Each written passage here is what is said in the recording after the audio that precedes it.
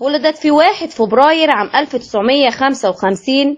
كانت تمثل على خشبة المسرح منذ طفولتها، حيث مثلت في مسرح الطفل ومنه إلى مسرح الدولة، لكن يظل أشهر دور مسرحي لها هو دور سوسو في مسرحية العيال كبرت. إنها الفنانة نادية شكري.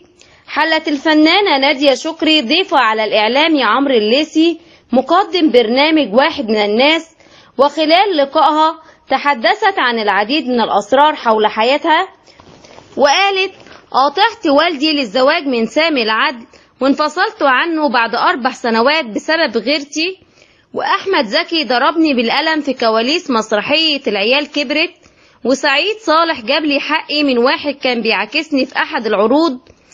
يذكر أن نادية شكري شاركت في مسلسل حكايات بنات الجزء الخامس، وحققت من خلاله نجاحا جماهيريا كبيرا في العالم العربي، ودارت أحداثه حول متابعة رحلة 4 سيدات: نور وجميلة جيداء عائشة، حياتهن العاطفية من البدايات الجديدة إلى الفراق والنهايات المأساوية.